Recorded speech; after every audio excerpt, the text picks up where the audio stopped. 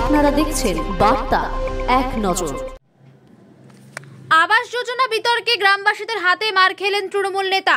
আবাস বিতর্কে এবার গ্রামবাসীদের হাতে পঞ্চায়েত দপ্তরে মার খেলেন তৃণমূল নেতা।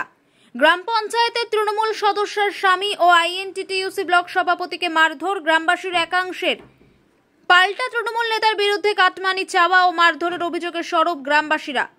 মালদার হরিশ্চন্দ্রপুর ১ নম্বর ব্লকের তুলসীহাটা গ্রাম পঞ্চায়েতের ঘটনা। উভয় পক্ষেই থানায় লিখিত অভিযোগ দায়ের করেছেন। ঘটনা তদন্ত শুরু করেছে পুলিশ। আবাস যোজনার খসড়া তালিকা থেকে নাম বাদ যায় হরিশ্চন্দ্রপুর ১ নম্বর ব্লকের তুলসীহাটা গ্রাম পঞ্চায়েতের নয়াটোলা গ্রামের বেশ কিছু বাসিন্দার।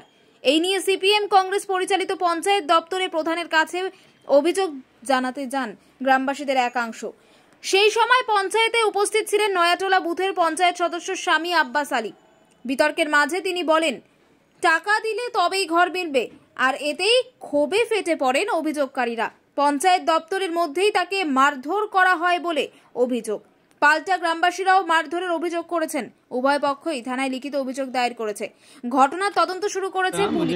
আমার দু ভাইয়ের বাড়ির নাম ছিল, বুঝলেন, নাম থাকা সত্ত্বেও 2 তারিখে না 3 তারিখেও নাম কেটে দিয়েছে। আমি গেলাম প্রধানের কাছে, প্রধানের কাছে যাই বলছি যে আমার নামটা কি করে কাটলো, 2 ভাইয়ের নাম। তো বলছে যে আমি জানি না।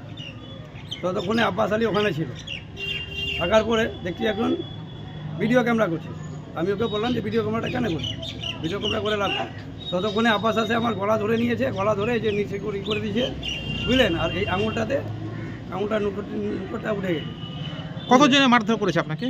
এই 8-10 জনে। 8-10 জন এখন পঞ্চায়েতে ছিল? হ্যাঁ ছিল। তো আপনি কি অভিযোগ জানাতে গিয়ে কি আক্রান্ত হলেন? হ্যাঁ, অভিযোগ জানাতে গিয়ে আক্রান্ত হয়েছে। আপনি তো একজন সাধারণ মানুষ, আপনি তো অভিযোগ জানতেই পারেন। আমি তো ওইটাই তো যে আমি জানতেই পারি।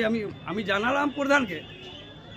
ও ধরা তো কোনো মানে আমার ওয়ার্ডের মেম্বার, ওর তো এটা করার কোনো কারণই নাই।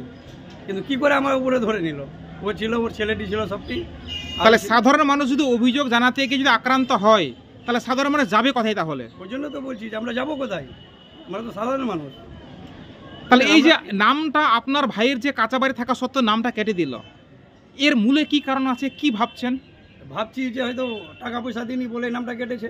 সে কি দাবি করেছিল কি আপনার বুথে? বলেছিল যে হ্যাঁ, টাকা লাগলে নাম থাকবে, নাহলে কেটে যাবে। তো আপনি টাকা দিয়েছিলেন? না, টাকা দিইনি বলে আমার নামটা কেটে দিই। এই 24-এর তালিকাতে ছিল নাম? 24-এর তালিকায় ছিল। ইনকোয়ারি হয়েছে? ইনকোয়ারি হয়ে গেছে। এখন আপনি চিকিৎসা করালেন? মারধরের চিকিৎসা করালাম, হসপিটালে গেছিলাম। অভিযোগ হলো থানায়? অভিযোগ হয়েছে। আপনার নাম? আমার নাম সালাম। বাড়ি তুলসীহাটা নয়াটোলা। দেখে না, আমরা তো প্রতিদিনের মতো অফিসে 11টার আগে আমরা অফিসে ঢুকে যাই। আমরা ঢোকার পরে দেখছি যে হঠাৎ করে 5-7 জন হামলাকারী প্রধানকে আসে আক্রমণ করছে যে আমাদের নাম কেন নাম বাদ গেল ঘর থেকে, আবাস প্লাস ঘর থেকে কেন নাম বাদ গেল। প্রধান বলছে, আর সেখানে আমিও